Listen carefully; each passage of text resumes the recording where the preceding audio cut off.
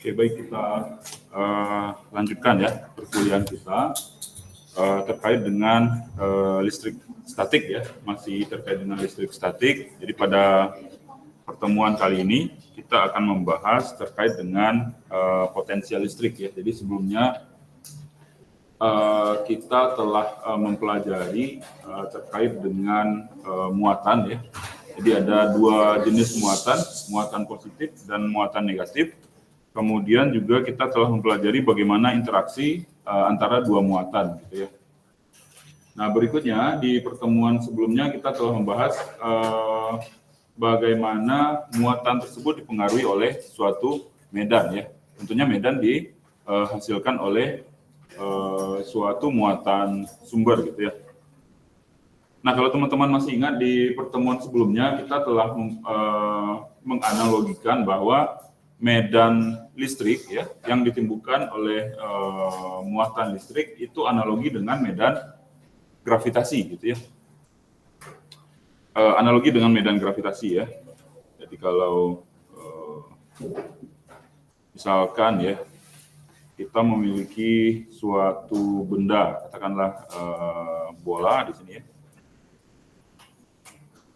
Kemudian di sini juga ini adalah permukaan bumi kita,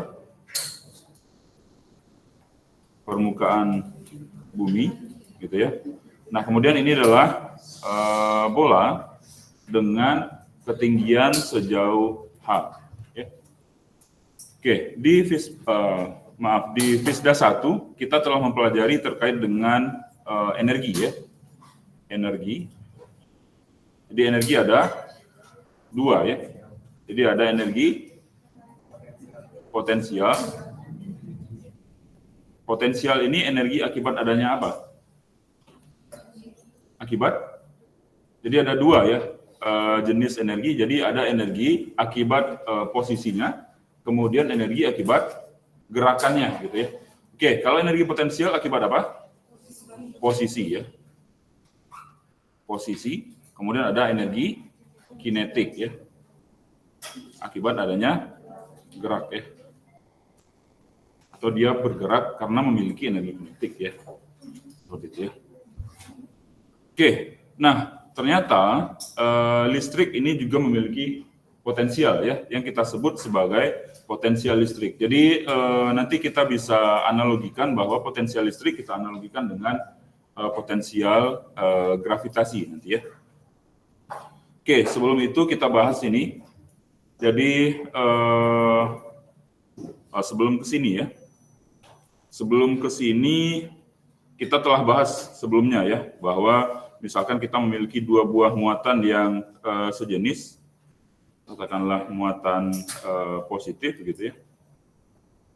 Nah, tentu ini akan mengalami interaksi ya. Interaksinya dalam bentuk gaya Coulomb ya, tolak menolak. Kita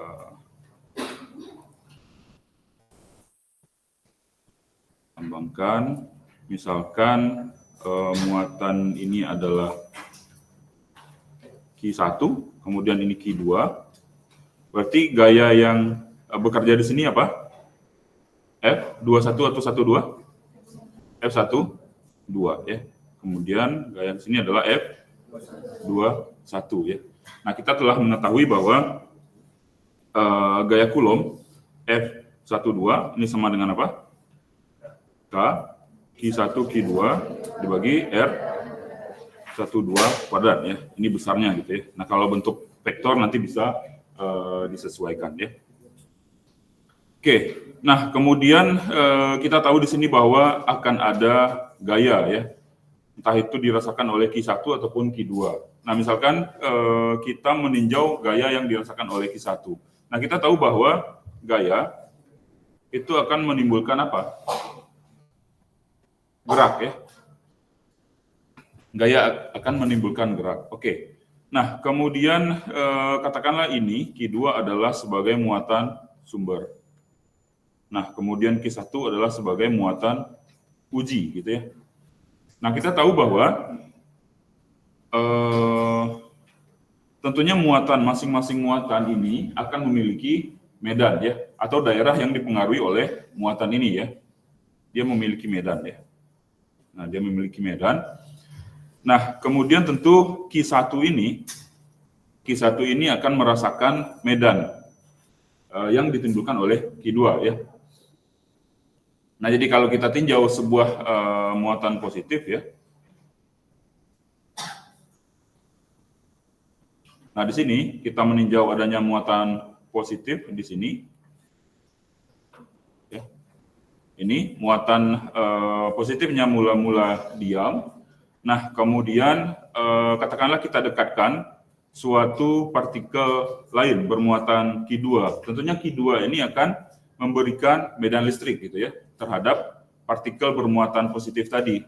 Nah, jadi partikel bermuatan positif tadi yang awalnya diam, nah akibat adanya medan, maka muatannya akan bergerak gitu ya. Kenapa bergerak? Nah, karena ini ya. Paham ya? Karena tentunya ada gaya interaksi di sini, nah sehingga akan timbul gerak ya akibat gaya ya. Nah, jadi kalau dia bergerak, artinya yang tadinya dia diam, ya, yang tadinya dia diam, artinya energi kinetiknya berapa kalau dia diam? 0. Yang tadinya energi kinetiknya 0 menjadi tidak 0. Oke, nah yang menjadi pertanyaan di sana, energi tentu tidak bisa kita ciptakan, gitu ya.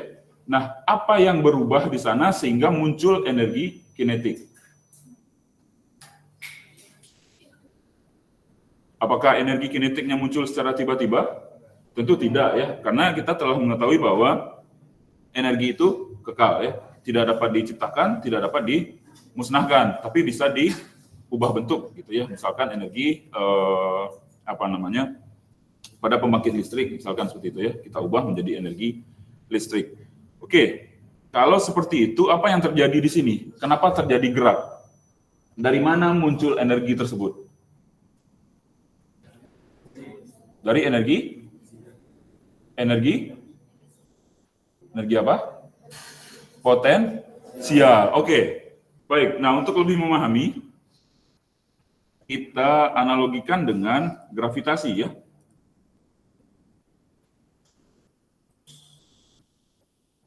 Oke, kita analogikan dengan suatu benda.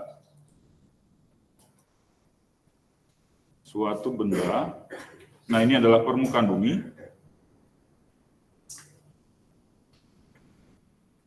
Kita memiliki benda di sini. Oke, kalau kita tidak ada penyangga benda ini, apa yang terjadi pada benda?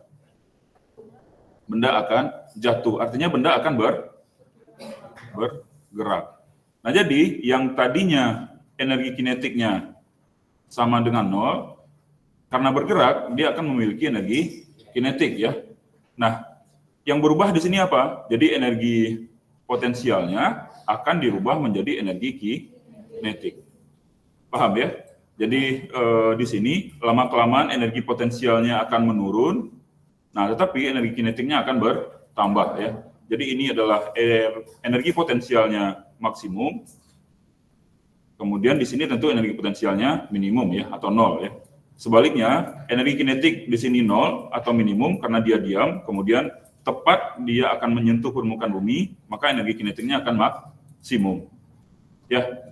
Nah, tentu ini jugalah yang terjadi di sini ya.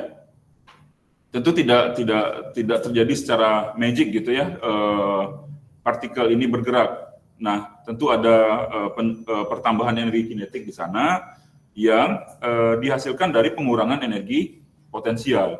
Nah, sehingga tentunya ada potensial di sini ya, ada potensial di sini.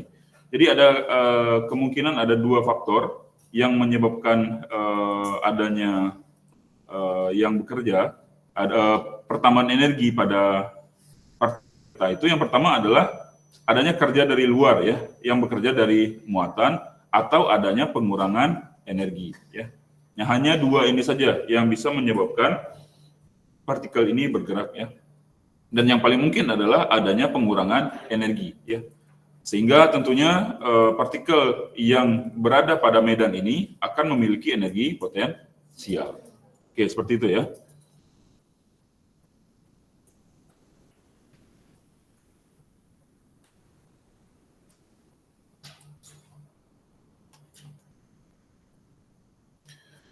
Oke, nah kemudian kita akan bahas terkait dengan potensial listrik.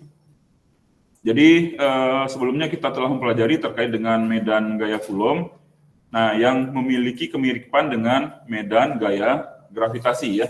Nah ini sudah kita bahas sebelumnya ya, pada pertemuan sebelumnya. Nah kedua persamaan ini memiliki bentuk yang sama ya, di mana gaya, entah itu gaya gravitasi atau gaya Coulomb, itu akan sebanding dengan 1/r², ya. Di mana r² apa? Nah, kalau pada gravitasi tentu r² adalah jarak antara dua benda bermassa gitu ya. Nah, kalau kita membahas terkait dengan gaya Coulomb tentu adalah jarak dari dua buah muatan ya, yang saling berinteraksi ya. Nah, kemudian sebagaimana halnya medan gaya gravitasi, nah medan gaya Coulomb ini juga merupakan medan gaya yang bersifat konservatif ya. Oke, masih ingat apa itu gaya konservatif?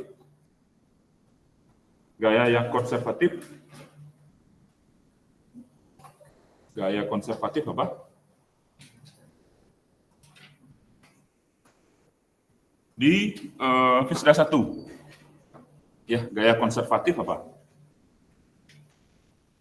Kita telah mempelajari terkait dengan usaha gitu ya. Kita juga telah mempelajari terkait dengan energi ya. Nah, untuk gaya konservatif itu sendiri apa?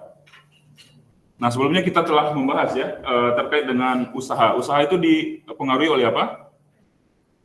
Oleh gaya dan lintasan ya. Gaya. Jadi kalau kita tuliskan secara sederhana ya, maka usaha ya, katakanlah kita memiliki benda di sini ya. Kemudian ada gaya di sini. Kemudian berpindah sejauh S ya. Maka usahanya adalah F S cos theta ya. Misalkan ada theta di sini ya. Oke, kita telah mempelajari terkait dengan usaha. Nah, kemudian gaya konservatif adalah gaya ya, di mana usaha yang bekerja ini ya, ini tidak dipengaruhi oleh lintasan ya. Jadi lintasannya berbeda maka usahanya akan tetap sama seperti itu ya. Nah, contohnya apa? Contohnya adalah gaya gravitasi ya. Gaya gravitasi misalkan memindahkan suatu benda ya dari sini ke sini misalkan gitu ya. Ini adalah permukaan bumi ya. Entah itu kita belokkan seperti ini atau langsung lurus seperti ini, maka usahanya akan tetap sama ya. Usahanya akan tetap sama. Nah, sama ya. Jadi sama halnya seperti medan gaya gravitasi, maka medan gaya Coulomb juga merupakan medan gaya yang sifatnya konservatif ya. Konservatif. Jadi kemudian gerak partikel bermuatan Q dalam ruang bermedan listrik ini dapat dianalogikan sebagai gerak partikel bermassa M dalam ruang gravitasi gitu ya. Jadi bisa kita analogikan seperti itu ya. Nah, kemudian untuk selanjutnya, untuk medan gaya yang sifatnya konservatif, ini dapat didefinisikan suatu besaran skalar yang disebut sebagai potensial. Ya. Potensial. Jadi medan gaya yang bersifat konservatif itu kita sebut sebagai potensial. Nah, kemudian terkait dengan medan listrik, fungsi potensial ini kita nyatakan sebagai potensial listrik atau energi elektrik potensial ya. Tapi biasanya potensial listrik atau elektrik potensial ini lebih ke kita membandingkan dua buah titik yang memiliki potensial yang berbeda, gitu ya. Nah, di kelistrikan nanti kita akan membahas terkait dengan tegangan, ya. Ya, jadi teman-teman mengenal baterai, ya. Baterai itu misalkan memiliki tegangan 1,5 volt, ya. Artinya dia akan memiliki perbedaan energi potensial dari kutub positif dan kutub negatifnya sebesar 1,5 volt, seperti itu, ya. Jadi hubungan antara potensial listrik dengan tegangan nanti akan kita pelajari di kelistrikan, ya. Oke, ini agak berantakan slide-nya. Nah, kita akan bahas terkait dengan energi potensial listrik. Ya, tentunya untuk memindahkan suatu muatan dari suatu tempat ke tempat lain itu diperlukan sejumlah usaha, ya, sama. Misalkan saya memindahkan handphone ini, ya, dari bawah ini ke atas. Nah, tentu perlu ada usaha, ya, yang saya lakukan, ya. Nah, begitu juga untuk memindahkan suatu muatan dari suatu tempat ke tempat lain. Nah, ini tentunya kita juga memerlukan usaha, ya. Nah, usaha yang dilakukan oleh gaya, nah ini kita nyatakan sebagai WAB. Nah, artinya misalkan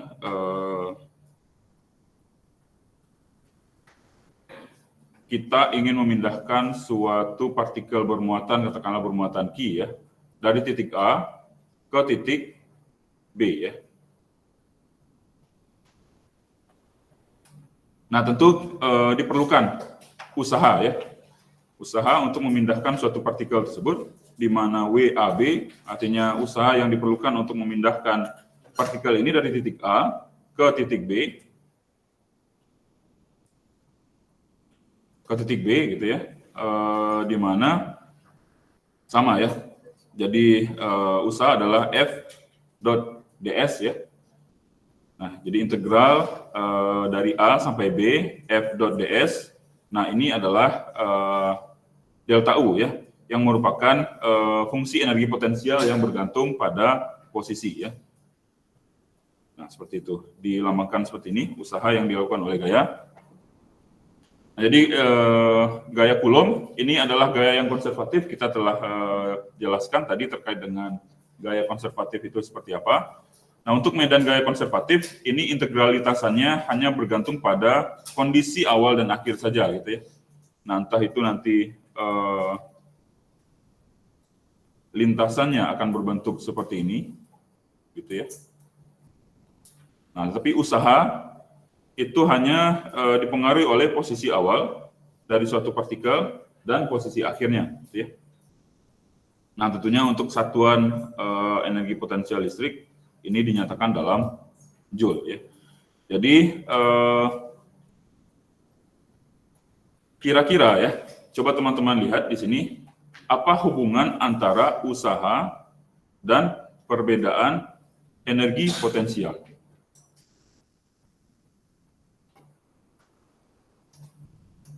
Apa hubungan antara usaha dengan energi potensial di sini? Nah, kita bisa analogikan, ya. Misalkan ini saya memiliki sebuah bola, ya, sebuah bola yang berada di permukaan bumi. Oke. Nah, kemudian bola ini tentunya saya berikan gaya, ya, untuk bisa memindahkan bola ini ke atas, gitu, ya. Oke, ya. Jadi yang tadinya energi potensialnya 0, ya. Nah, kemudian dia berada pada posisi ini dengan ketinggian H, ya. Nah, kita bisa pahami bahwa usaha yang saya lakukan, usaha yang saya lakukan akan menyebabkan benda ini akan memiliki energi potensial di sini, ya. Oke, ya. Jadi yang tadinya dia di bawah, kemudian saya pindahkan sehingga dia akan memiliki energi potensial. Sehingga usaha yang saya lakukan itu diubah menjadi perubahan energi potensial. Oke ya, bisa dipahami hubungan antara kedua ini ya. Jadi usaha yang saya lakukan tadi untuk memindahkan, nah ini sebanding dengan perubahan atau sama dengan perubahan energi potensial pada benda. Nah begitu juga dengan muatan listrik ya. Jadi jika saya memiliki satu partikel bermuatan, kemudian saya pindahkan dengan usaha tertentu, maka usaha yang dilakukan untuk memindahkan partikel tersebut itu sama dengan perubahan energi potensial bergantung posisi ya dari partikel bermuatan tersebut ya. Bisa dipahami kira-kira? Bisa ya?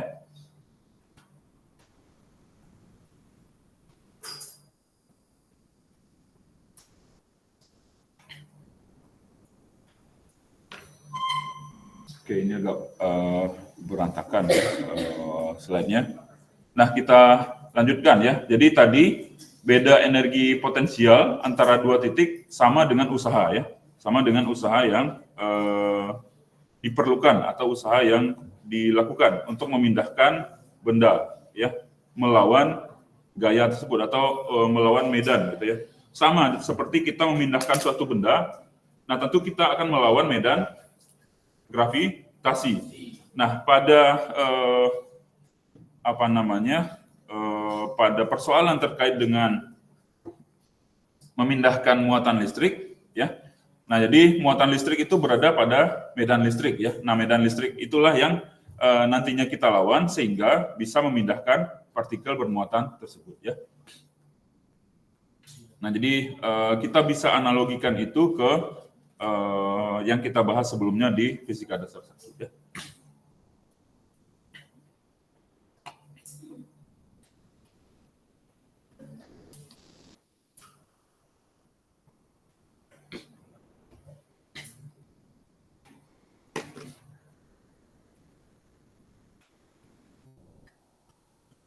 Oke, kita lanjutkan ya.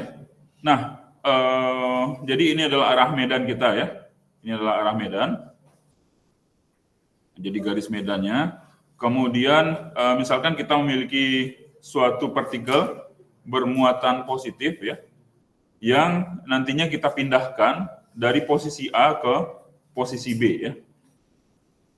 Nah, maka usaha yang perlu atau yang harus kita lakukan untuk melawan medan tersebut sehingga partikel bisa berpindah dari posisi A ke posisi B seperti tadi ya, tentu adalah perbedaan potensial antara partikel di titik B dengan partikel di titik A ya. Jadi potensial di B dikurangi potensial di A ini sama dengan minus WAB ya, di mana ini adalah usaha untuk bisa memindahkan partikel tersebut dari titik A ke titik B ya. Nah, ini usaha integral F dot ds ya. Jadi min integral dari A sampai B F dot ds. Nah, F-nya apa di sini? Tentu F adalah gaya Coulomb ya, yang ada di sana ya. F adalah gaya Coulomb. Nah, sehingga kita bisa jabarkan ya. Kita telah pahami bahwa F ini adalah Q dikali dengan E ya. Ini kita keluarkan. Jadi min Q integral dari A sampai B E dot ds ya. Nah, ini sama-sama kita bagi dengan Q ya. Berarti UB per Q dikurang UA per Q, ini potensial ya. Energi potensial per muatan, energi potensial dibagi muatan. Nah, sama dengan minus integral A sampai B E dot ds ya. Nah, jadi kalau kita lihat di sini ya. Nah, ini adalah energi potensial listrik per satuan muatan ya. Jadi per satuan muatan yang berpindah tersebut atau yang digerakkan tersebut ya. Nah, jadi energi potensial per satuan muatan itu disebut sebagai potensial ya, potensial listrik. Jadi potensial listrik di titik B dikurangi potensial listrik di titik A. Nah, ini sama dengan minus integral A B E dot ds ya.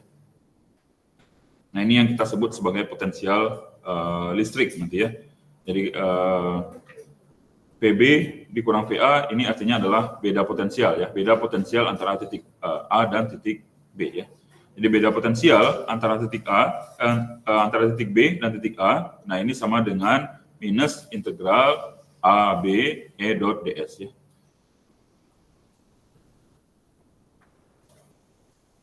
Ya, jadi satuan dari potensial listrik ini adalah U per Q ya. Ini apa? Satuan dari energi apa? Joule ya, Joule per Coulomb ya. Atau dinyatakan dalam bentuk volt atau Newton Coulomb meter ya. Gitu ya.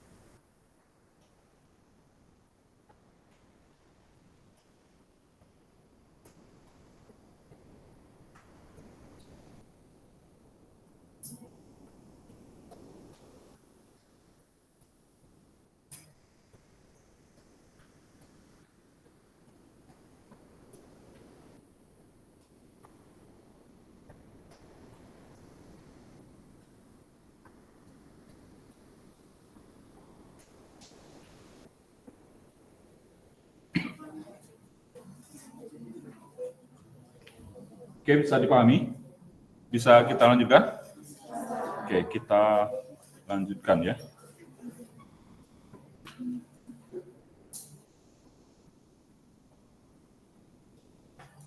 Oke, kita lanjutkan ya terkait dengan energi potensial listrik. Jadi beda potensial listrik antara dua titik artinya bisa kita pahami sebagai usaha yang diperlukan untuk melawan medan gaya Coulomb tersebut, gitu ya. Nah, sehingga kita bisa memindahkan satu satuan muatan dari titik satu ke titik yang lainnya ya. Nah, sehingga kita bisa simpulkan tadi bahwa beda potensial antara dua titik PB dikurang PA ini akan sama dengan minus integral A B E dot ds ya.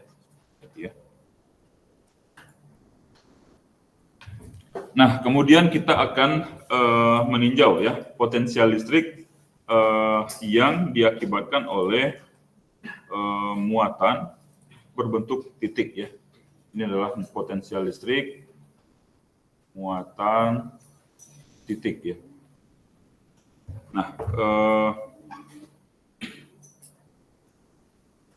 Nah, misalkan kita memiliki muatan di sini ya. Muatan, katakanlah muatan kita ini adalah muatan positif. Oke.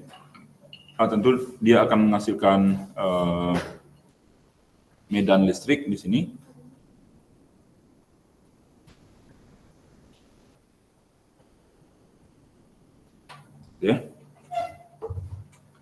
Oke. Nah, misalkan kita di sini memindahkan suatu partikel bermuatan lain, gitu ya, yang tentunya dipengaruhi oleh muatan sumber ini, gitu ya. Katakanlah kita ada muatan uji di sini, Q0, ya. Q0 kita akan memindahkan dari titik A ke titik B di sini ya. Kita akan memindahkan muatan ini, muatan uji ya Q0 dari titik A ke titik B ya. Nah, tentu kita perlu di sini meninjau ya. Kita perlu di sini meninjau medan listrik yang ditimbulkan oleh muatan titik tersebut ya. Jadi di titik A dan di titik B ya. Jadi tentu dia akan mendapatkan pengaruh medan yang berbeda ya di titik A dan titik B ya. Jadi kita lihat perbedaan potensial dari partikel tersebut ketika dia berada di posisi A dan berada di posisi B ya. Di mana VB dikurang VA tadi kita telah mengetahui sama dengan minus integral dari A, B, E dot ds ya. Oke, jadi ini untuk medannya K, Q tentu Q-nya adalah Q apa yang kita gunakan? Q muatan uji atau muatan sumber? Muatan sumber ya. Jadi minus kaki 1 per R kuadrat ya. Jadi R-nya adalah dari RA, jadi dari sini ke sini gitu ya, dikurangi dengan RB ya. Jadi dari RB ke RA gitu ya. Jadi syarat batasnya adalah RA dan RB ya. Oke, ini kita integralkan kaki per R, batasnya adalah RB dan RA ya. Jadi kaki 1 per RB dikurang 1 per RA ya. Oke, jadi ini adalah bentuk umumnya ya. Bentuk umumnya seperti ini. Kemudian, misalkan seperti ini ya, kita memiliki muatan sumber.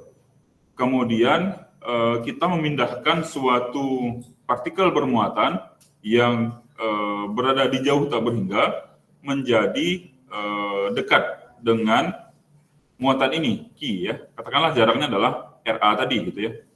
Nah, sehingga tentu kita bisa selesaikan untuk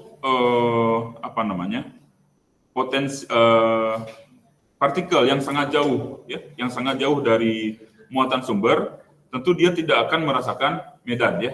Jadi medannya sama dengan 0 tentunya ya, atau potensialnya di sini sama dengan 0 ya. Di 0 dikurang VA, ini sama dengan ini tadi kaki per R, ini batasnya tak berhingga sampai A gitu ya. Nah, sehingga kita bisa peroleh ya, kita bisa peroleh bahwa potensial di titik A sama dengan K Q per RA.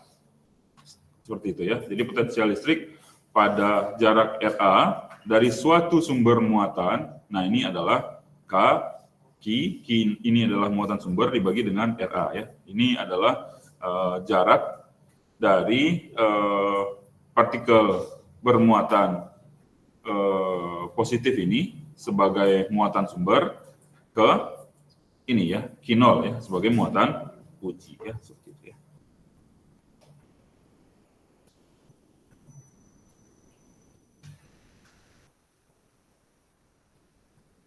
Nah, jadi tadi kita bisa analogikan potensial ini ya, jika kita berbicara terkait dengan gravitasi dengan muatan ini, hanya saja yang membedakan adalah seperti ini ya. Kalau gravitasi, nah berada dekat dengan permukaan bumi, ini potensialnya ini sama dengan 0 gitu ya. Dia akan memiliki energi kalau jauh dari pusat bumi ini gitu ya, dari permukaan bumi, misalkan ketinggiannya adalah H atau seterusnya. Nah, berbeda dengan ini ya. Jadi kalau kita membahas terkait dengan potensial listrik, coba teman-teman lihat ya. Nah, ini misalkan muatan positif Q, ini adalah muatan uji Q0 gitu ya. Nah, tentu kebalikannya gitu ya. Jadi kalau semakin jauh dia akan merasakan medan atau potensialnya akan semakin kecil gitu ya. Kemudian semakin dekat akan semakin besar. Nah, kita bisa analogikan, tapi ini yang perlu kita pahami ya.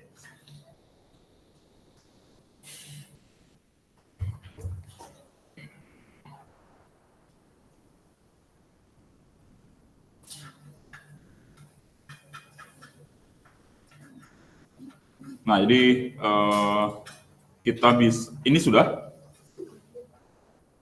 Belum?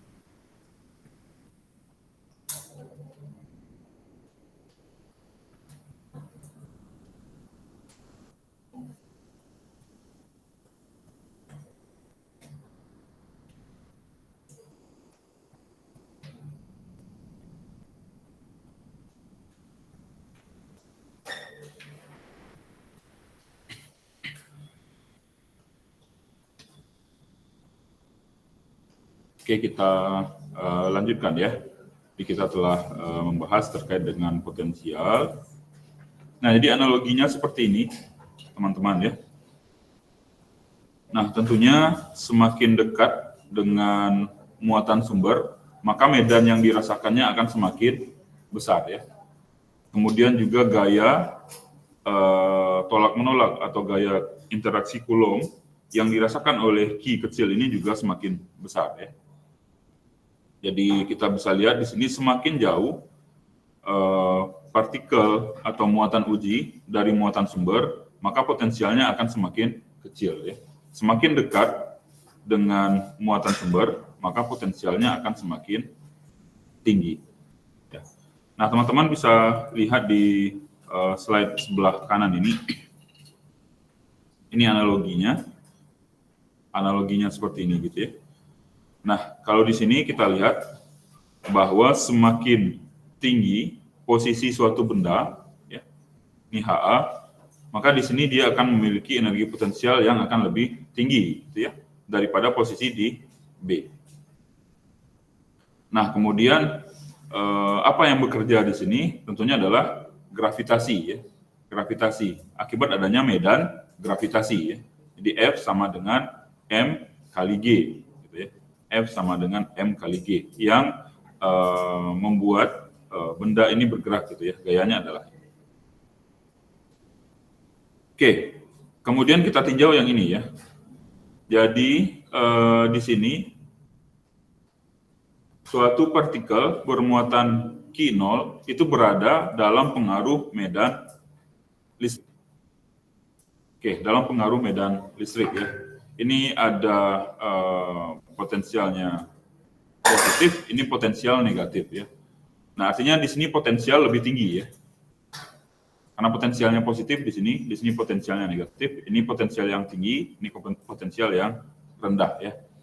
Kemudian kira-kira arah medannya di sini kemana? Positif ke negatif ya. Jadi dari positif ke negatif ya, kita telah pelajari sebelumnya ya. Dari positif ke negatif, kemudian tentunya ada gaya yang bekerja di sini ya, yang disebabkan oleh adanya medan listrik ya. Jadi F sama dengan Q0 dikali E, kemudian di sini ya, F sama dengan Q0 dikali E. Jadi ini analogi ya. Kita bisa analogikan potensial listrik dan potensial gravitasi ya. Jadi sifatnya hampir sama ya, seperti itu ya. Kecuali ini ya. Kalau kita analogikan dalam jarak ya seperti ini ya. Tapi kalau ini kita analogikan dalam potensial ya. Jadi kalau ini semakin tinggi tentu semakin tinggi potensialnya. Nah, ini semakin mendekati muatan yang positif, ini potensialnya akan semakin tinggi ya. Seperti itu ya.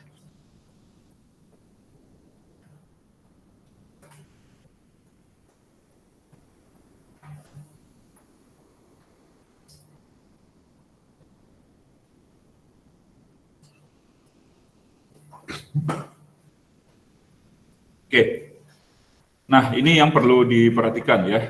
Ini poin-poin yang perlu diperhatikan. Jadi kita telah memahami fisiknya tadi ya, potensial itu seperti apa. Nah yang pertama, besaran potensial listrik di suatu tempat hanya mempunyai makna jika dibandingkan dengan potensial di tempat lain ya. Tentu seperti itu ya. Jadi kalau misalkan kita paham, kita bisa memahami ya potensial di sini, tentu dengan membandingkan potensial di permukaan bumi ya.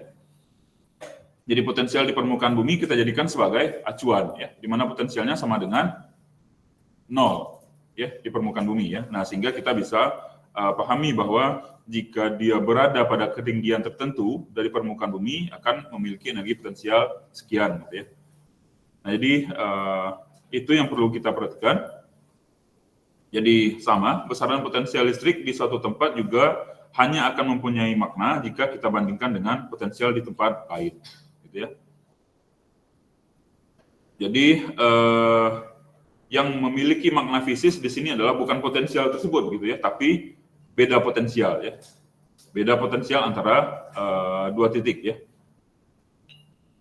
Nah, kemudian di poin yang ketiga di sini beda potensial listrik antara dua titik.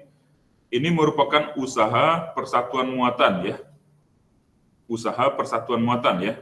Jadi beda potensial ini adalah usaha persatuan muatan yang diperlukan untuk memindahkan benda dari satu titik ke titik yang lain tadi ya.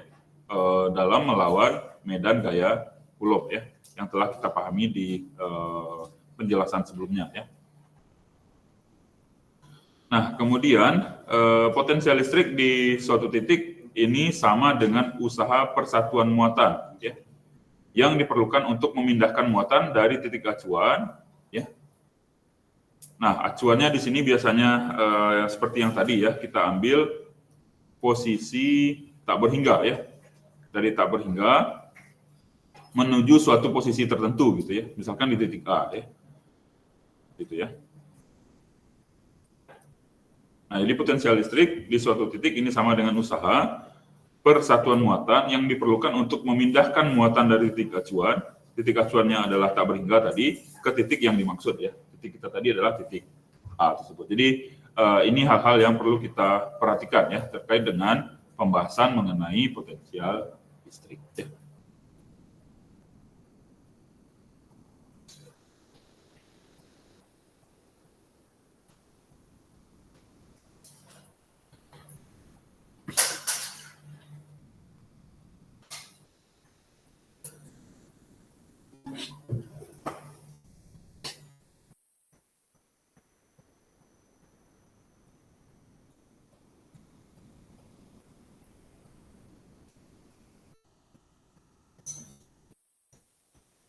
Oke, kita lanjutkan ya. Jadi kita telah membahas bagaimana satu muatan titik gitu ya.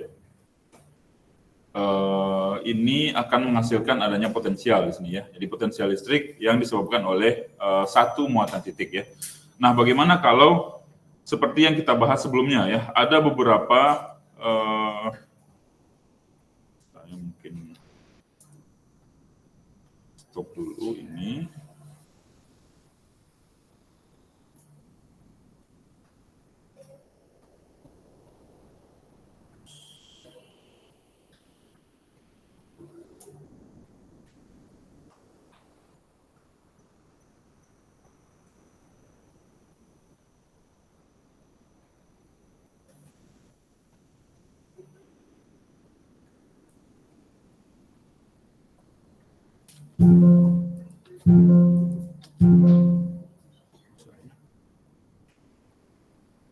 Jadi,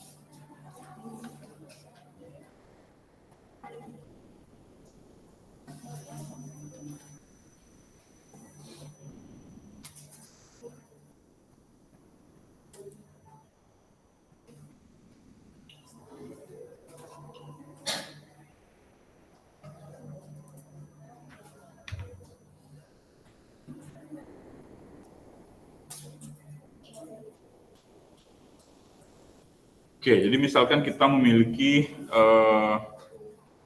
beberapa muatan di sini ya. Kalau tadi kita bahas ada satu muatan saja, misalkan seperti itu ya. Nah, misalkan kita memiliki ada beberapa muatan.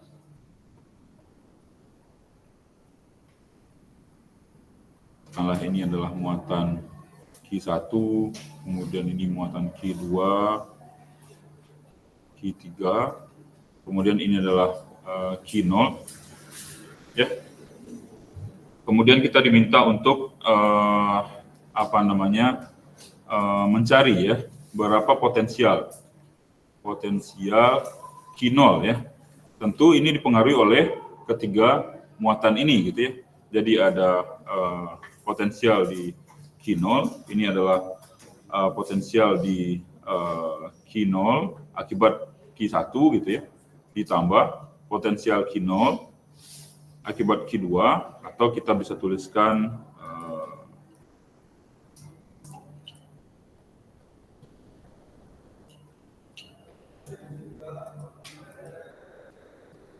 jadi ini potensial akibat ini ya, 01 tambah V02 ditambah V03 ya, seperti itu ya.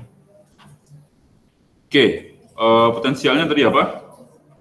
K, Q-nya Q apa berarti? Q1 per R ya, R01 tambah K, Q yang kita gunakan adalah Q sumber ya, Q2 per R02 ya, tambah K, Q3 per R03 ya.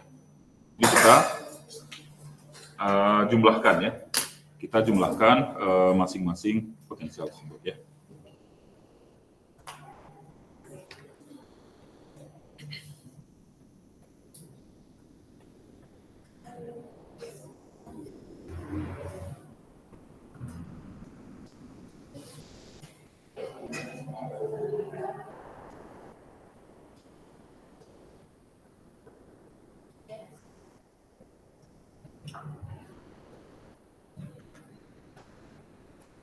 Oke, jadi potensial listrik akibat adanya beberapa muatan kita telah bahas tadi ya. Nah, jika terdapat beberapa muatan listrik, nah maka potensial listrik total di suatu tempat itu bisa kita jumlahkan saja ya, atau di sini dituliskan menggunakan prinsip superposisi ya. Ya, jadi untuk masing-masing muatan itu kita cari potensialnya ya. Potensial ini artinya ini dia misalkan sebagai titiknya adalah titik A ya, titik yang kita bahas ini tadi, titik A misalkan di sini ya. Jadi ada, katakanlah ada beberapa atau ada 4 muatan yang mempengaruhinya. Nah, jadi karena potensial listrik itu adalah besaran skalar, jadi langsung kita jumlahkan saja ya. Jadi potensial di titik A, ini potensial akibat muatan 1, muatan 2, muatan 3, dan seterusnya tadi ya. Jadi Q1 per RA1 artinya adalah posisi titik A terhadap Q1 dan seterusnya. Nah, kalau ada beberapa muatan nanti gitu ya, nah bisa kita tuliskan dalam bentuk persamaan seperti ini. Jadi K sigma I sama dengan 1 sampai N, artinya di sini akan ada sebanyak N buah ya, N buah partikel bermuatan yang mempengaruhi titik A itu tadi. K ini harusnya tidak ada lagi K di sini ya, K-nya di sini ya. Ini salah di sini.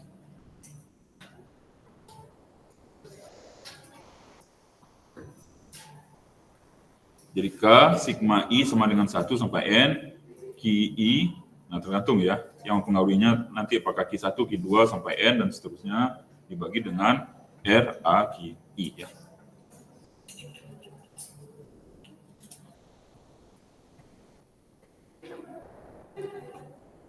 Jadi di sini VA ini menyatakan potensial listrik di titik A ya. Kemudian RAQI ini adalah jarak dari titik A ke masing-masing muatan yang mempengaruhinya ya.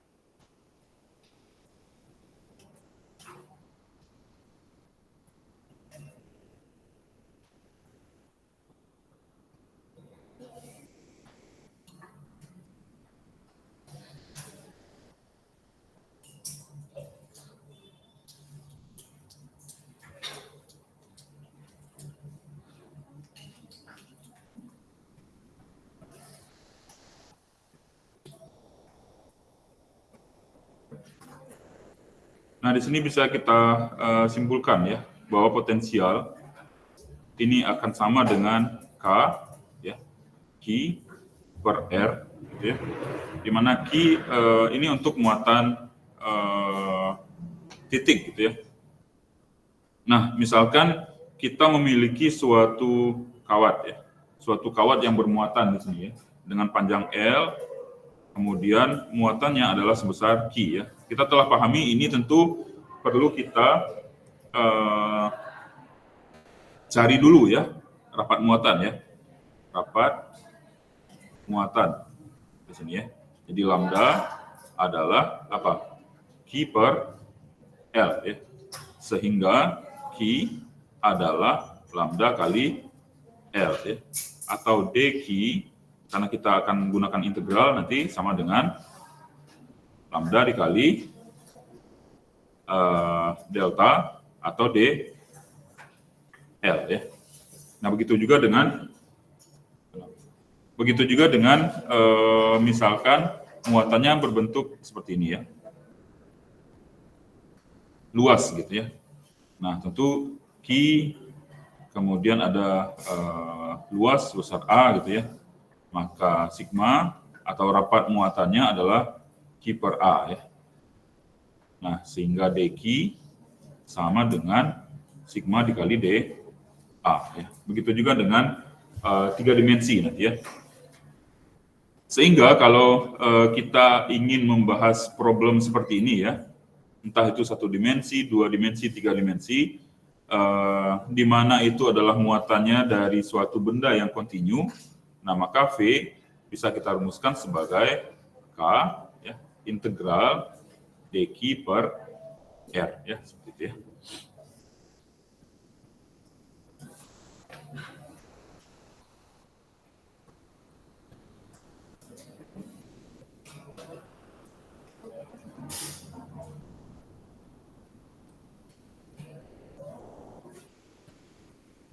Nah, tentu di sini adalah seluruh muatan ya.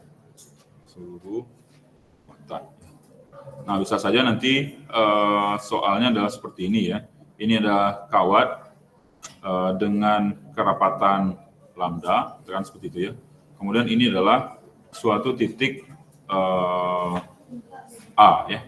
Yang ditanya adalah potensial di titik A, misalkan seperti itu ya. Nah, sehingga kita bisa menggunakan persamaan seperti ini.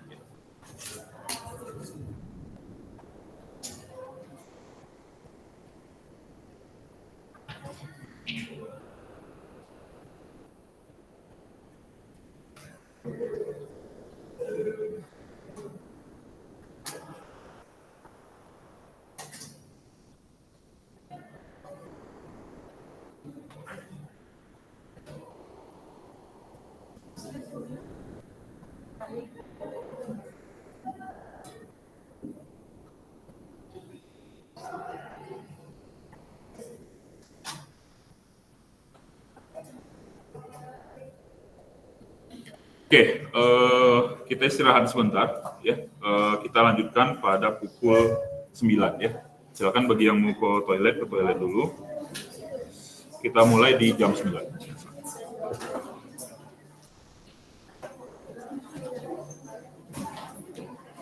Sudah semua? Kok pertemuan sepuluh tidak usah sebenarnya. Oke, tapi tidak apa-apa. Terima kasih ya. Yang mana? Integral seluruh muatan. Jadi integralnya nanti akan mewakili seluruh muatan yang ada di kawat itu tadi.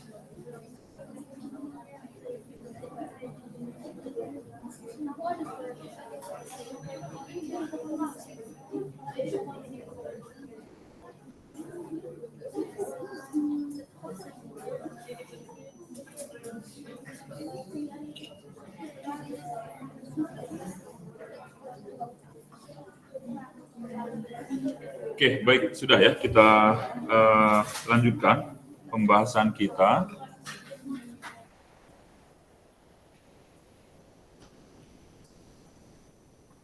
Oke, jadi ini sudah. Oke, kita masuk ke contoh soal ya. Jadi ini adalah contoh soal terkait dengan potensial listrik akibat adanya beberapa muatan ya.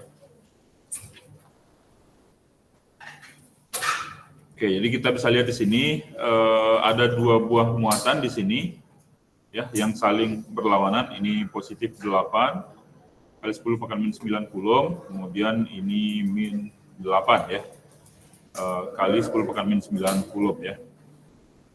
Nah, tapi yang perlu diingat di sini teman-teman, walaupun potensial itu adalah besaran skalar tadi ya.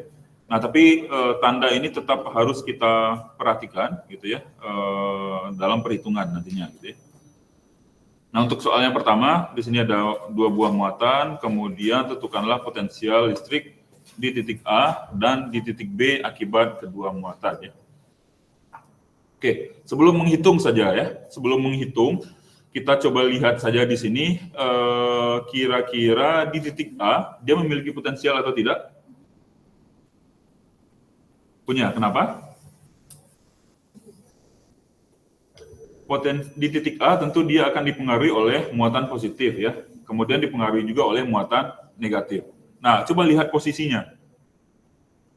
Itu lebih dekat ke muatan positif ya, kemudian lebih jauh dari muatan negatif ya. Artinya ya tentu tidak seimbang di sana ya. Nah, coba lihat di titik B. Kira-kira ada potensial tidak di sana? Tidak ada atau tidak? Tidak ada ya. Kita lihat di sini, dia dipengaruhi oleh muatan positif, kemudian dipengaruhi juga oleh muatan negatif. Nah, namun jarak dari titik B ke muatan positif sama dengan jarak dari titik B ke muatan negatif ya. Jadi kita sudah bisa mengetahui di sini tanpa melakukan perhitungan, potensial di titik B adalah sama dengan 0 ya. Oke, kita bahas untuk potensial di titik A ya. Nah, seperti yang kita pahami tadi, bahwa untuk menghitung potensial, kita lakukan superposisi ya, atau penjumlahan keduanya gitu ya. Jadi, potensial yang diakibatkan oleh muatan 1 ditambah dengan potensial yang diakibatkan oleh muatan 2 ya. Seperti ini ya. Jadi K, ini tinggal kita masukkan saja, sehingga kita dapatkan ya potensial di titik A. Kemudian potensial di titik B ya tentu sama dengan 0 ya. Nah, ini untuk tanda ya, walaupun besarannya itu adalah besaran skalar, tapi tanda ini penting gitu ya. Nah, jadi potensial di sini sama dengan 0. Oke, kemudian ini ya, tentukan energi potensial ya, energi potensial sistem 3 muatan. Jadi Q1-nya positif Q, Q2-nya min 4 Q, kemudian Q3-nya positif 2 Q, kemudian ini adalah segitiga sama sisi ya, dengan D sama dengan 12 cm, kemudian Q itu adalah 150 nano Coulomb.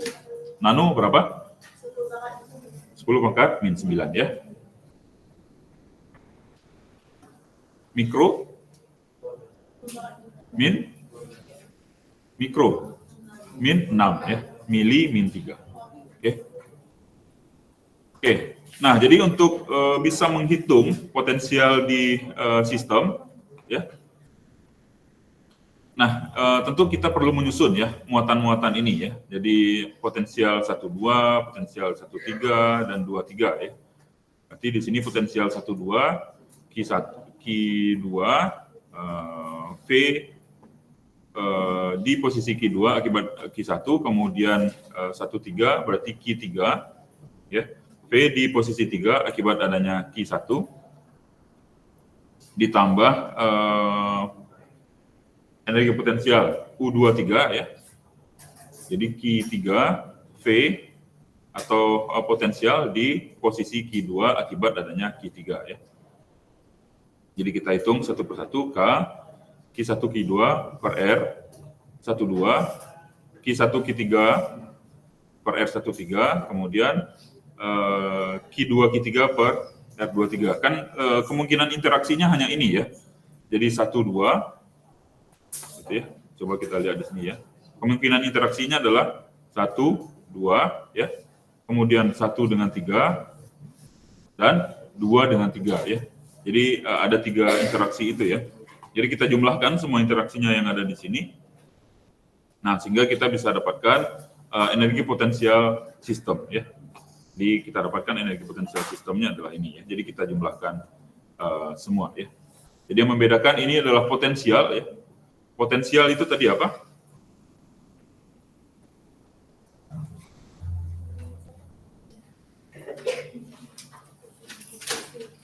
Potensial ini sama dengan ya energi potensial per satuan muatan ya.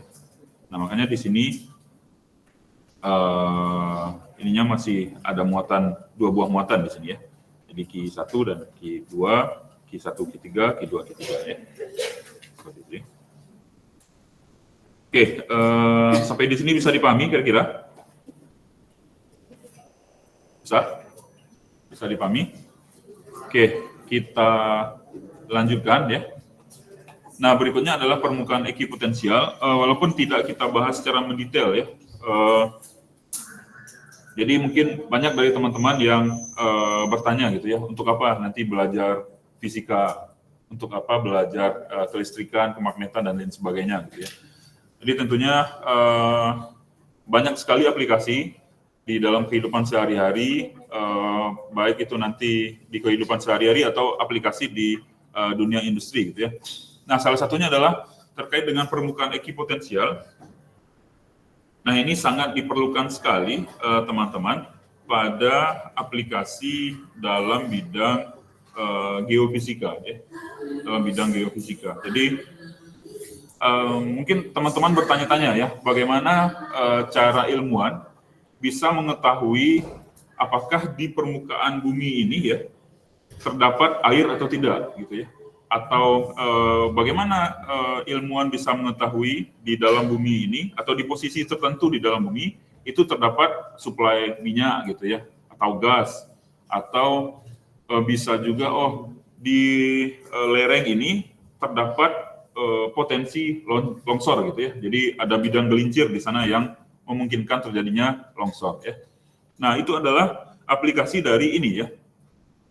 Jadi ekipotensial, jadi daerah-daerah yang memiliki potensial yang sama ya. Jadi kalau yang saya sebutkan tadi itu bisa kita gunakan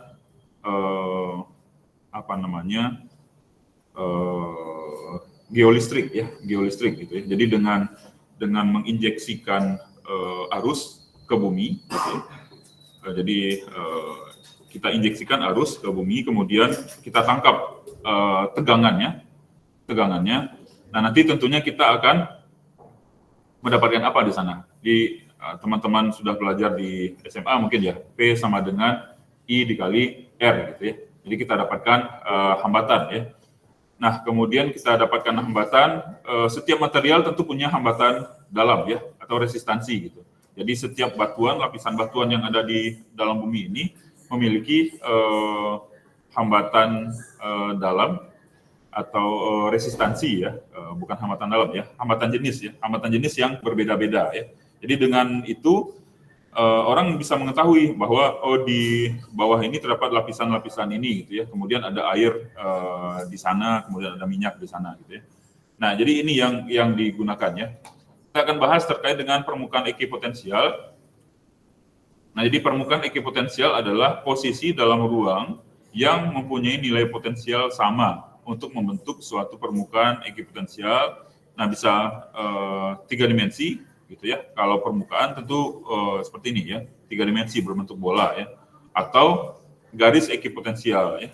Garis ekipotensial artinya muatannya di sana titik seperti ini, kemudian membentuk bidang ya, 2 dimensi ya. Nah, jadi untuk muatan titik dalam ruang 3 dimensi, nah tentunya permukaan ekipotensialnya akan berbentuk bola. Kemudian untuk muatan titik ya berbentuk lingkaran seperti ini.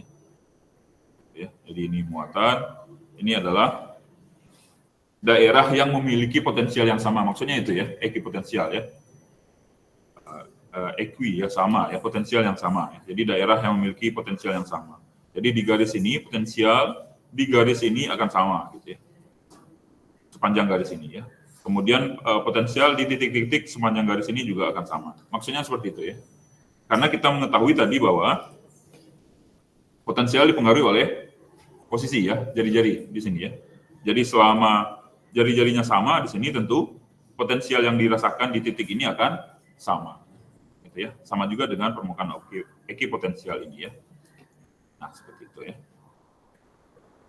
Nah, kalau dia membentuk dipol di sini, ini dipol artinya ada muatan positif dan muatan negatif dengan muatan yang sama tapi berkebalikan gitu ya. Nah, garis-garis ekipotensialnya adalah seperti ini. Ya. Nah, ini untuk pengayaan saja ya terkait dengan permukaan dan garis ekipotensial. Jadi ini untuk menggambarkan bahwa sesuai dengan persamaan yang kita dapatkan tadi gitu ya. Nah, maka di posisi dengan jarak yang sama dari sumber muatan, maka potensialnya akan sama ya.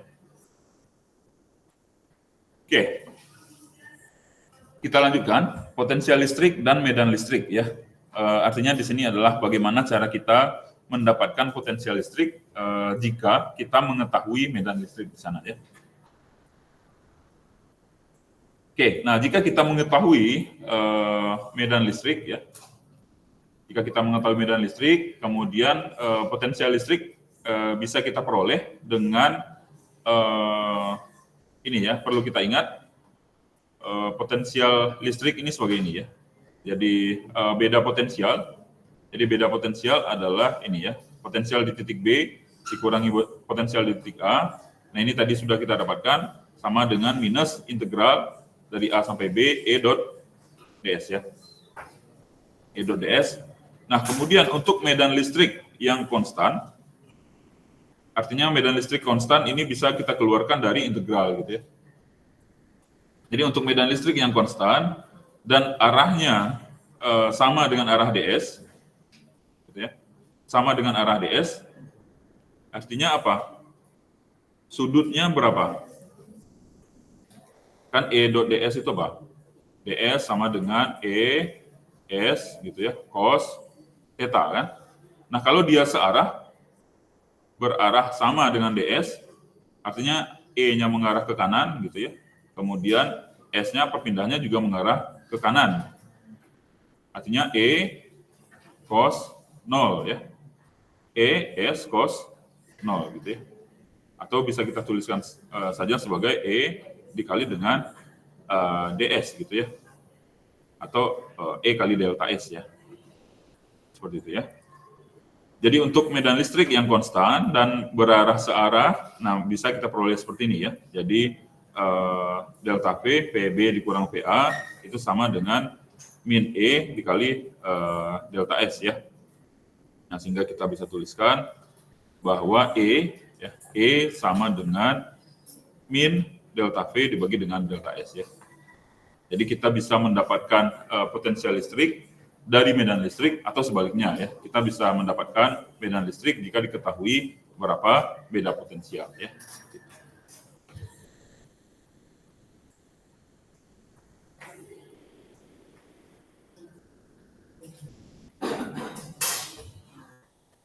Oke, bisa kita lanjutkan? Kita lanjutkan ya. Oke. Nah, kita lanjutkan contoh di sini ya. Jadi kita memiliki dua keping logam ya. Dua keping logam di mana kerapatannya sama ya. Sebesar sigma. Ini artinya adalah plat dua dimensi ya. Jadi bukan kawat ya. Kalau kawat berarti di sininya lambda ya. Ini keping ya. Dua buah keping logam bermuatan masing-masing rapat muatannya sama, hanya saja jenis muatannya berbeda ya. Ini positif, kemudian di sini negatif. Kemudian yang ditanya adalah berapa beda potensial antara kedua keping jika jarak kedua keping tersebut adalah sebesar D ya. Gitu ya.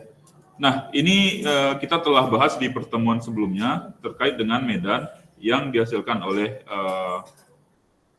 keping ini di dekat permukaan keping ya, di mana di mana E di sini sama dengan sigma per 2 epsilon 0 ya, dalam arah N ya. Nah, N adalah arah luasan ini ya, arah sini dan sini ya. Oke, tentu untuk muatan negatif medannya mengarah masuk gitu ya, kemudian muatan positif mengarah keluar ya. Kemudian berapa medan listrik di daerah 1 dan 3? Coba kita lihat ya, di daerah 1 ya. Nah, kalau kita tinjau di daerah 1 ini, ya, katakanlah ini muatan uji yang kita tinjau ya. Nah, tentu di sini akan mengalami medan di sini ya, akibat adanya muatan positif, kemudian juga mengalami ke sini ya, akibat adanya muatan negatif ya. Nah, sehingga medan listrik di daerah ini, di daerah luar ini sama dengan 0 ya. Begitu juga dengan di sini ya. Jadi ada medan yang mengarah ke sini, ya, kemudian ada akibat positif ya, muatan positif ini, kemudian sini ya, ke kiri ya, akibat muatan negatif ini. Nah, sehingga dia akan saling menghilangkan, ya, maka medan listrik di daerah tadi 1 dan 3 itu sama dengan 0 ya. Nah, kemudian medan listrik di daerah 2 ya. Medan listrik di daerah 2 artinya ini dipengaruhi oleh, kalau kita buatkan ya,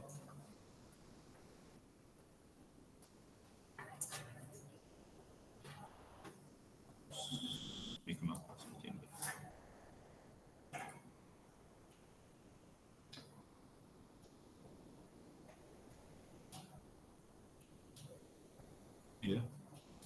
Nah, tentu ini akan menghasilkan medan ke sini ya. Ini juga ke sini ya. Nah, kita tahu tadi bahwa medan yang dihasilkan oleh permukaan ini sama besar ya. Gitu ya. Hanya arahnya saja yang berbeda ya, sebesar ini ya. Maka medan listrik di daerah 2 di sini sama dengan ini adalah medan akibat permukaan 1, kemudian akibat permukaan 2 ya. Kita jumlahkan sigma per epsilon 0 ya. Nah, kemudian yang ditanya adalah berapa beda potensial antara kedua keping jika jarak kedua keping tersebut adalah D ya.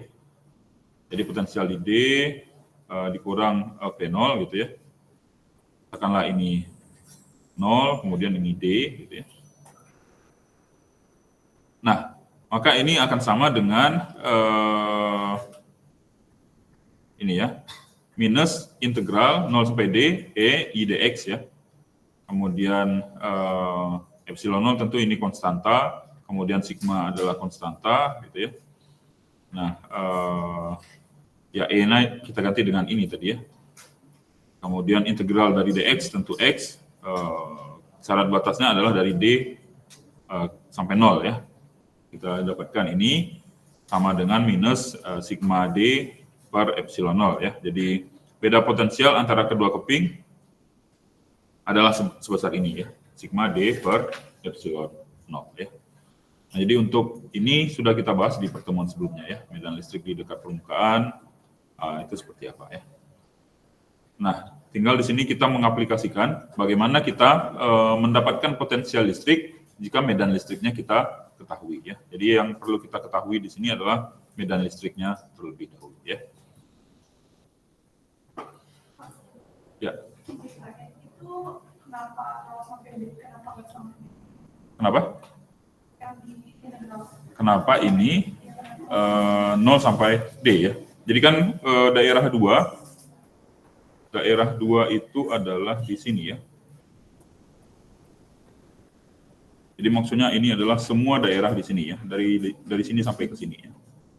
Di semua potensial yang ada di sini. Jadi yang misalkan ini kita jadikan sebagai titik acuan, ini 0, kemudian ini adalah D ya. Sehingga integrasi yang kita lakukan adalah dari 0 sampai D. Atau bisa juga sebaliknya, ini 0 gitu ya, kemudian di sini D ya, seperti itu. Atau min D kalau di sini ya. Jadi bukan di satu titik di sini saja ya. Nah, ini tentu misalkan jarak dari sini ke sini setengah D, kemudian dari sini ke sini setengah D. Nah, yang ditanya di sini adalah potensial di daerah, semua daerah di sini ya. Semua daerah 2 ini. Ya. Artinya semua daerah di dari titik ini sampai titik sini ya, dari 0 sampai D. Bisa dipahami ya.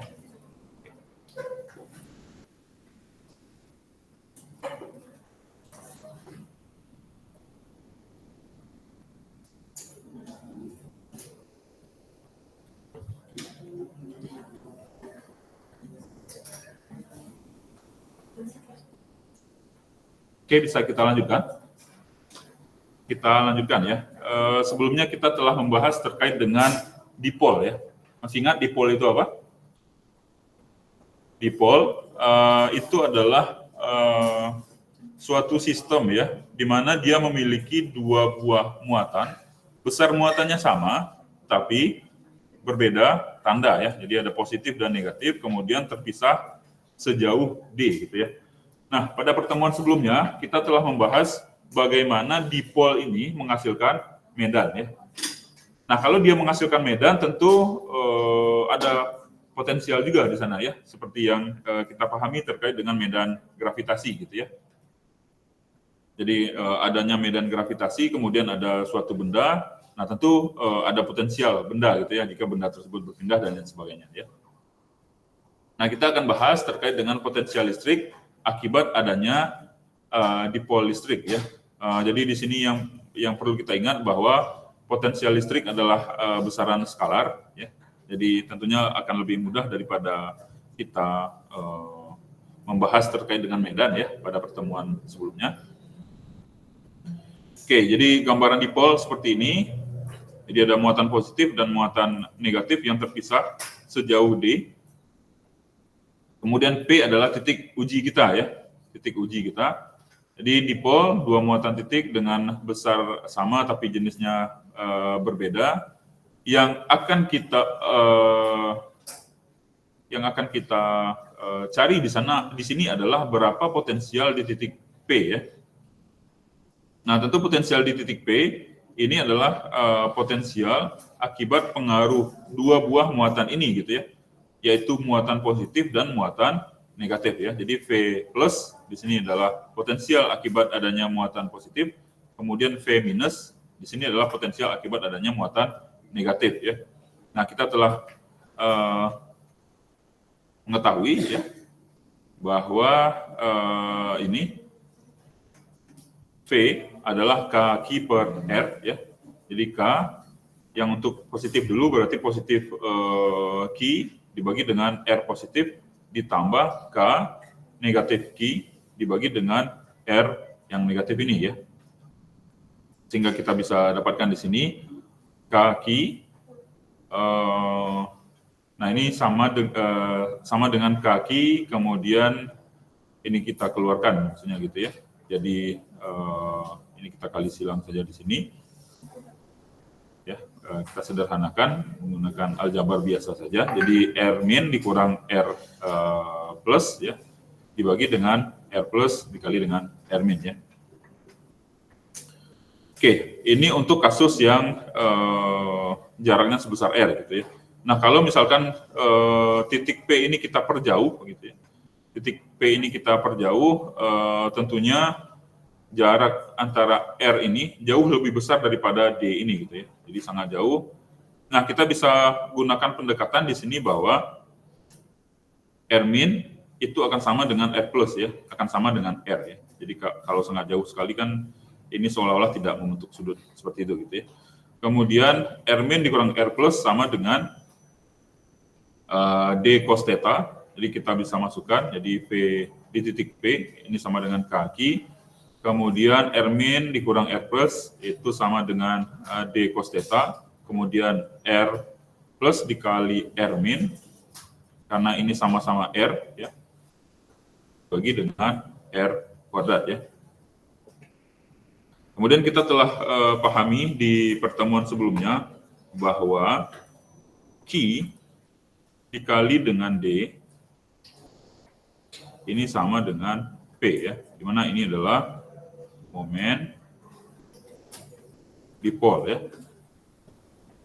Nah, jadi jika kita nyatakan ini dalam momen dipol, nah kita akan dapatkan, ya, PP ini sebanding dengan K P cos theta dibagi dengan R kuadrat.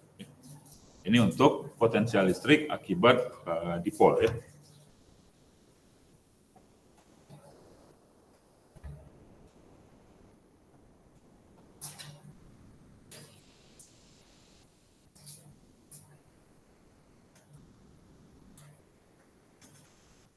Oke, kita lanjutkan. Tadi sebenarnya kita sudah singgung, ya, bagaimana kalau muatan tersebut bukan dalam bentuk titik, ya. Ya, bagaimana kalau muatan tersebut bukan dalam bentuk titik, tapi suatu benda di mana bendanya benda kontinu, ya, bisa berupa kawat gitu, ya, atau lempengan dengan luasan tertentu, atau bahkan benda 3 dimensi gitu, ya. Kemudian dia memiliki kerapatan yang konstan, ya, kerapatan yang seragam, ya. Nah, bagaimana kita bisa menentukan, ya, potensial listrik akibat muatan yang kontinu seperti ini, ya. Oke, kita bahas terkait dengan potensial listrik akibat distribusi muatan. Jadi distribusi muatan dapat dipandang sebagai kumpulan, ya. Kumpulan sangat banyak, ya. Jadi misalkan di sini kita memiliki suatu kawat, ya, bermuatan. Nah, ini kan sama saja artinya di kawat ini akan tersebar muatan titik, ya, yang sangat banyak sekali, ya. Ini ada deki, ya. Di sini juga ada deki, di sini juga ada deki, ya. Di sepanjang kawat kita ini, ya. Nah, sehingga untuk menghitung potensialnya ini bisa kita gunakan yang tadi, ya, penjumlahan tadi, ya. Jadi VA sama dengan VA Q1, Q2, Q3, tergantung nanti apa namanya kita ada berapa banyak gitu, ya. Nah, tentunya di sini seperti yang saya sampaikan tadi, kita perlu lakukan integrasi, ya, untuk mencari berapa jumlah muatan di sepanjang kawat ini, ya. Jadi ini sama dengan K QI per RAQ gitu, ya. Ini tentu akan sangat banyak sekali. Tidak bisa kita nyatakan hanya dalam notasi seperti ini, ya. Kecuali misalkan distribusi muatannya itu hanya beberapa titik seperti tadi, ya, hanya 3 titik, 4 titik, ya, bisa kita gunakan seperti ini. Tapi untuk distribusi muatan yang kontinu di sepanjang garis ini, nah tentu kita perlu melakukan integrasi di sini, ya. Integrasi di sini di mana VA,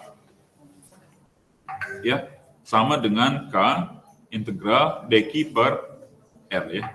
Seperti itu, ya.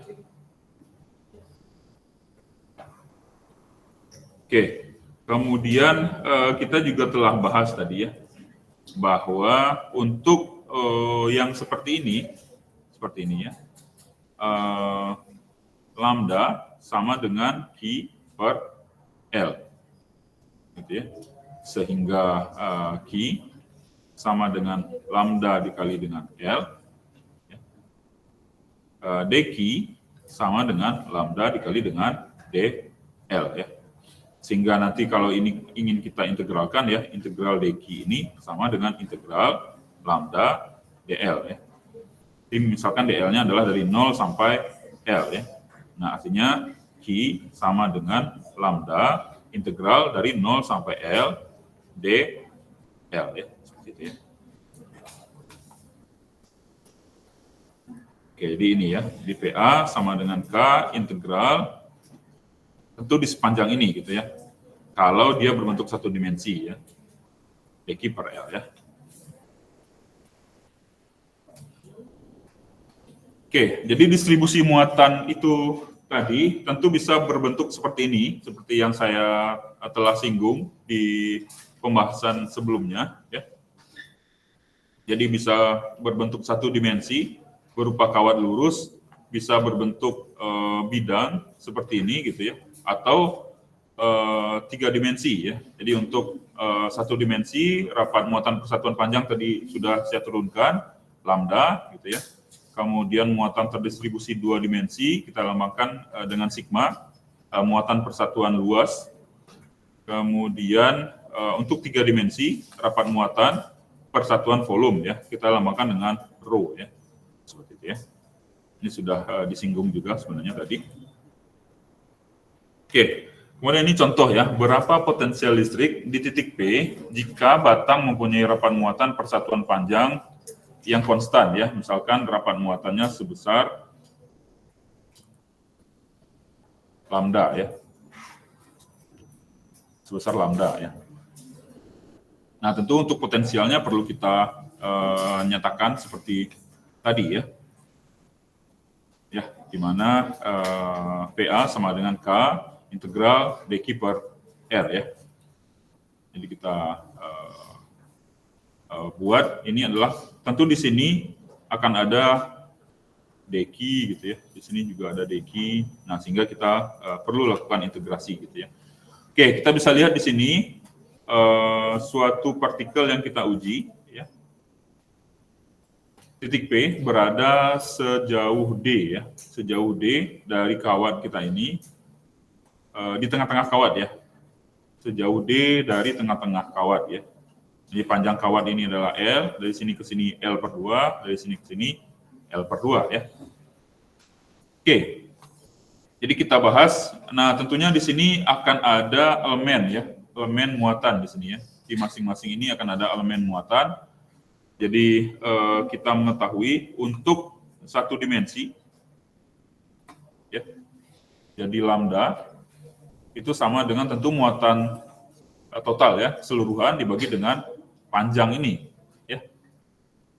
Nah, sehingga Q sama dengan lambda dikali dengan L ya, atau kita bisa tuliskan seperti ini ya, di mana dq sama dengan lambda dikali dl atau dx ya. Nah, dia terletak di tengah-tengah batang seperti ini, sehingga jarak ya, jarak terdekat, ya, jarak terdekat dari titik P ke titik dq bisa kita tuliskan seperti ini ya. Jadi ini kan Pitagoras biasa ya, jadi d akar dari d kuadrat ditambah x kuadrat ya. Nah, kemudian potensial listrik di titik P akibat elemen muatan dq, cukup ini saja dulu yang kita tinjau ya. Nah, ini sama dengan dV, berarti K dikali dq dibagi R ya. Di K, kemudian dq-nya adalah tadi ya, lambda dikali dx, kemudian R-nya adalah ini ya. R-nya adalah akar dari d kuadrat ditambah x kuadrat ya. Nah, ini baru satu elemen ini saja ya. Satu ini saja. Tentu di sini juga ada dq ya. Ini juga ada dq di sini. Nah, ini baru dV ya. Sehingga untuk bisa mengetahui potensial listrik di titik P akibat seluruh batang ini, jadi kita integralkan ya. Jadi V tentunya adalah integral dari dV ya. Jadi ini kita integralkan semua ya. Ini K adalah konstanta, kemudian lambda adalah konstanta ya. Nah, sehingga kita keluarkan K lambda. Nah, kemudian yang menjadi titik acuan kita adalah ini. Ya, artinya ini adalah dari ini 0, kemudian ini adalah minus L per 2 gitu ya. Kemudian di sini adalah L per 2 ya. Sehingga syarat batas X-nya adalah dari minus L per 2 sampai L per 2, kemudian dx ya, dibagi dengan akar dari d kuadrat tambah x kuadrat ya.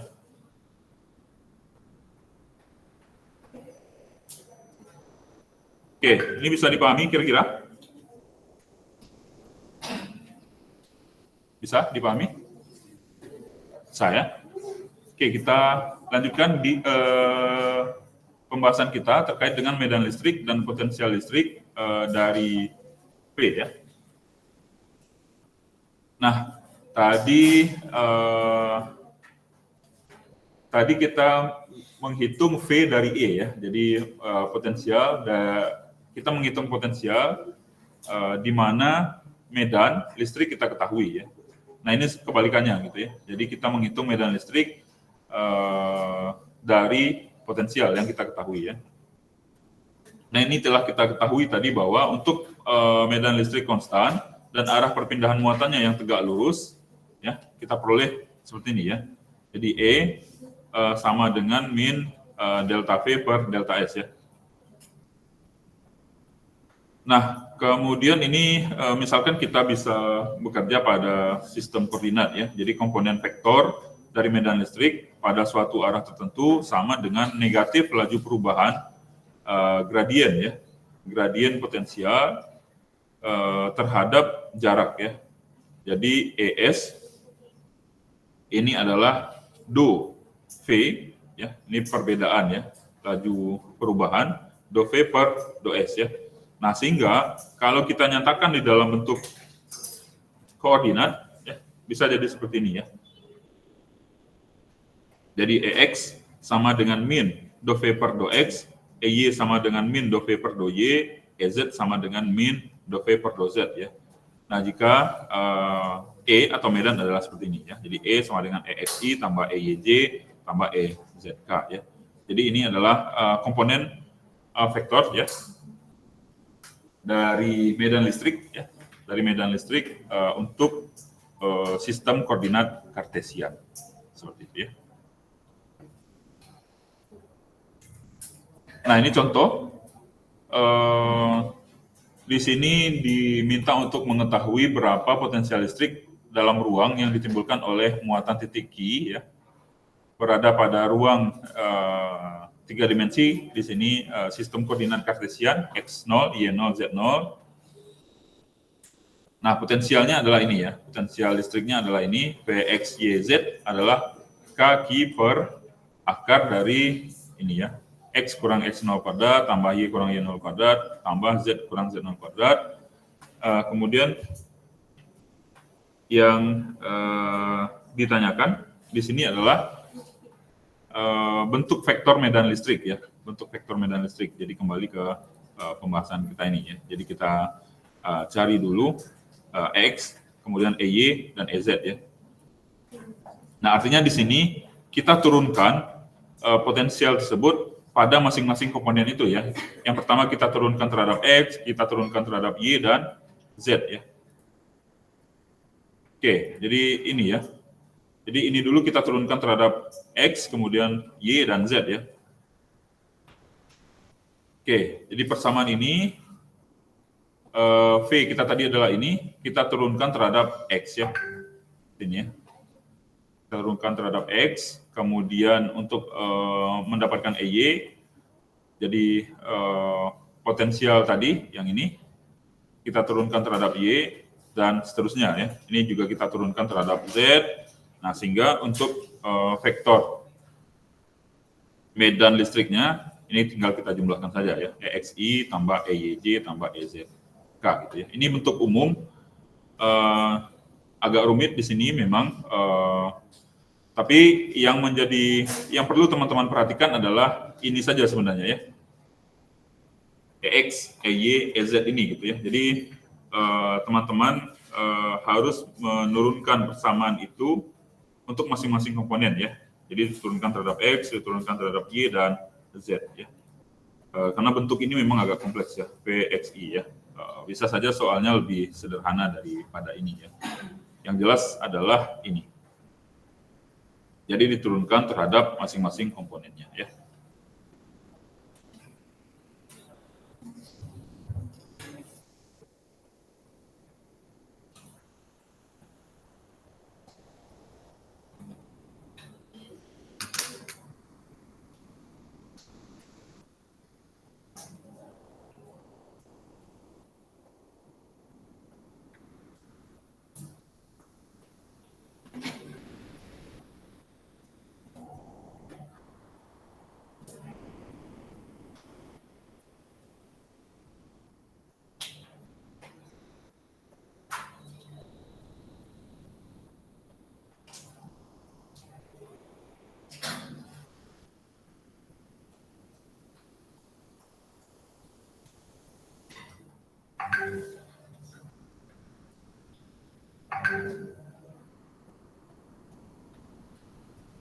Oke, baik, kita lanjutkan ya, karena teman-teman kuliah matematika ya, setelah ini ya.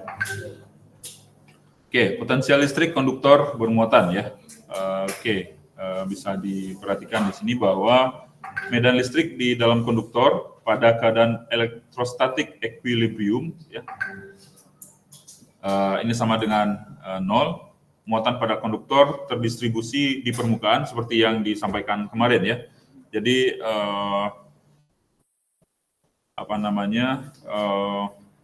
misalkan kita memiliki suatu konduktor, kemudian tidak ada kelebihan muatan di sana gitu ya. Misalkan lempengan tembaga gitu ya, tentu muatannya normal di sana ya, 0 gitu ya, netral, sehingga itu sama dengan 0. Kemudian muatan pada konduktor itu terdistribusi di permukaan ya, seperti yang kita gambarkan sebelumnya ya. Nah, kemudian kita telah buktikan juga bahwa medan listrik di dalam konduktor itu sama dengan 0 ya. Nah, sehingga beda potensial antara dua titik di dalam konduktor ya. Jadi misalkan kita telah bahas di pertemuan sebelumnya ini ya, terkait dengan hukum Gauss ya. Jadi misalkan di sini ada konduktor ya. Kemudian permukaan Gauss kita adalah di dalam sini gitu ya.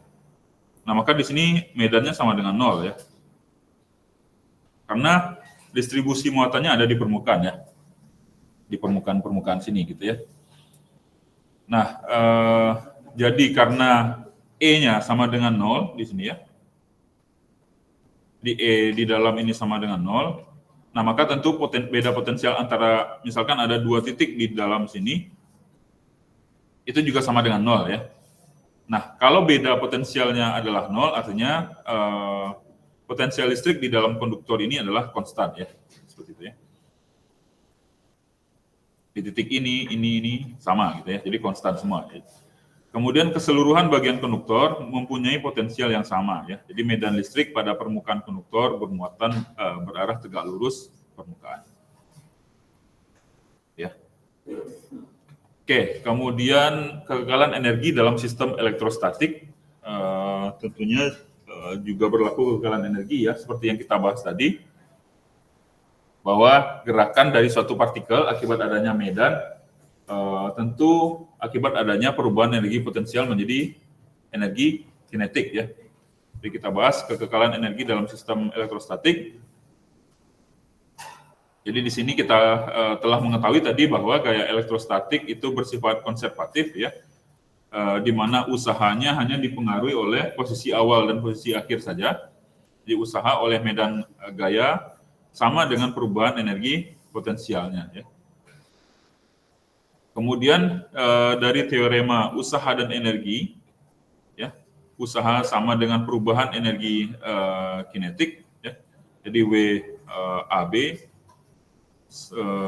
ini adalah perubahan energi kinetik di A ke di B, energi kinetik di A. Nah, kemudian ini juga sama dengan ini tadi, ini W ya, WAB, ini kan sama dengan minus U tadi ya, UB dikurang UA ya. Jadi seperti ini ya. Jadi perubahan energi ini sebanding dengan perubahan energi potensial, kemudian juga sebanding dengan perubahan energi kinetik, gitu ya. Nah, sehingga kita bisa tuliskan ya, KB dikurang KA, ini energi kinetik ya, kemudian ini adalah energi potensial. Nah, ini bisa kita susun, jadi KA ditambah UA sama dengan KB ditambah UB di sini ya. Artinya ini adalah energi mekanik kan, energi kinetik ditambah potensial, kemudian juga ini adalah energi mekanik ya, kinetik ditambah potensial. Ya. Nah, artinya berlaku hukum kekekalan energi mekanik dalam sistem elektrostatik ini. Gitu ya. Ini prinsipnya sama ya.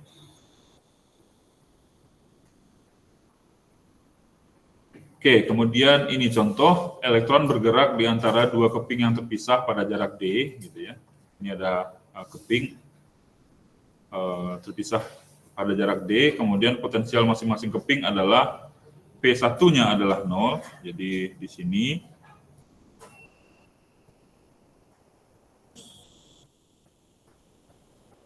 ini V-nya adalah 0 ya. Kemudian V2 adalah positif 20 volt ya. Nah, kemudian jika elektron dilepas dari keadaan diam di dekat permukaan keping kiri, nah apa yang terjadi di sini kira-kira, teman-teman? Elektronnya apakah bergerak?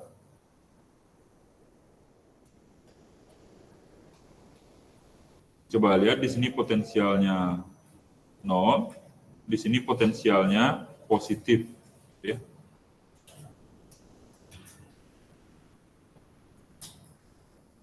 Nah, artinya ini kan sama seperti ini kan? Sama seperti apa namanya? Suatu benda ya, suatu benda yang berada di dalam pengaruh gaya gravitasi ya. Tentu dia akan bergerak turun ya. Nah, jadi ini muatannya adalah muatan negatif ya. Nah, tentu dia akan tertarik ke sini ya, ke potensial positif ya. Yang ditanya adalah berapa lajunya saat mencapai keping sebelah kanan ya. Nah, jadi untuk membahas ini kita perlu pahami terkait dengan konsep terkait dengan konsep kegagalan energi ya.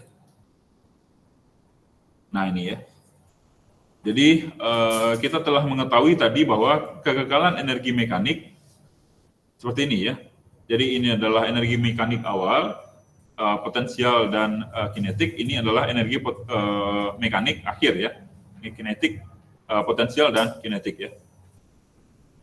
Nah, tentunya partikel dalam posisi awal ya berada dalam keadaan diam ya. Maka energi kinetiknya sama dengan 0 ya.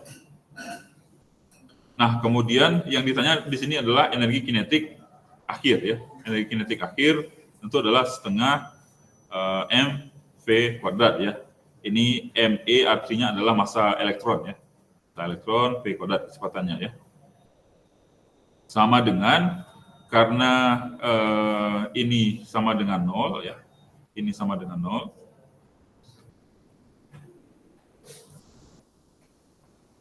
Ya, ini sama dengan ini 0 ya, ini 0, sehingga energi kinetik akhir ini sama dengan energi potensial dikurangi energi potensial akhir ya, seperti itu ya.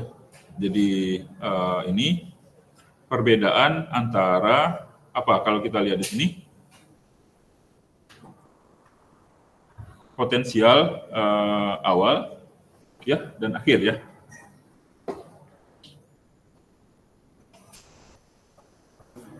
Seperti itu ya. Nah, ini sama dengan kita ketahui tadi bahwa perbedaan energi potensial ini sama dengan Q A. Kita tahu tadi bahwa V sama dengan U per Q ya. Nah, sehingga U sama dengan Q kali V ya. Atau ini delta U, ini delta V ya. Seperti itu ya. Jadi QE, kemudian V, akhir, dikurangi, ini inisial ya, ini awal ya, dikurangi dengan akhir ya. Oke, nah kemudian kita bisa tentukan V-nya di sini ya. V di sini berarti akar dari ini 2, ini kita kalikan ke sini ya, 2Q PKI dikurang PKA dibagi dengan massa elektron ya. Jadi 2, kemudian ini adalah muatan dari elektron, ini setelah kita pahami kemarin, 1,6 kali 10 pangkat min 19, kemudian beda potensialnya antara titik 1 dan 2, KI dikurang KA gitu ya. Potensialnya adalah minus 20 dibagi dengan massa elektron ya. Nah, sehingga kita bisa mengetahui berapa kecepatan elektron tersebut ya, akibat adanya perbedaan potensial di lempengan ini ya. Oke, bisa dipahami kira-kira sampai di sini? Saya. Oke, kita masih ada waktu sedikit lagi. Oke, ini latihan mungkin di soal tutorial saja nanti ya. Oke, ada pertanyaan kira-kira sampai di sini sebelum kita tutup? Ada pertanyaan? Bisa dipahami?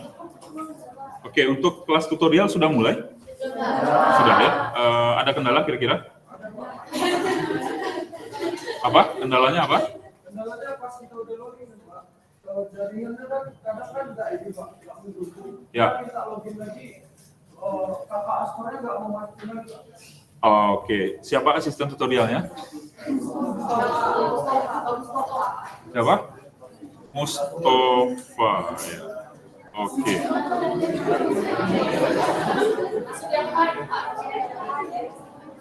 Langsung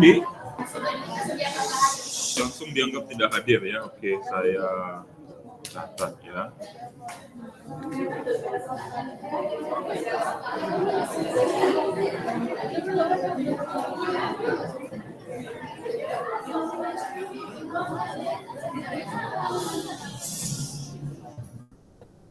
Oke, lebih ganas dari saya sebagai dosen ya. Oke, ada lagi kendalanya? Itu saja. Oke, baik. Kemudian untuk bengkel fisika belum ada informasi ya? Belum ya? Oke, mungkin nanti akan dibahas ya di prodi fisika. Jadi sebagaimana yang saya sampaikan itu akan ada fasilitasi bengkel fisika yang mengajar nanti adalah mahasiswa S2 fisika ITERA gitu ya. Jadi nanti silahkan saja, misalkan ada terkait dengan tugas atau apa yang terkendala gitu ya. Nah itu bisa dimanfaatkan. Tentunya menyesuaikan jadwal si pengajar ini gitu ya, mahasiswa S2 ini. Oke. Yang dengan Mustafa tadi TPB berapa? TPB 3 ya.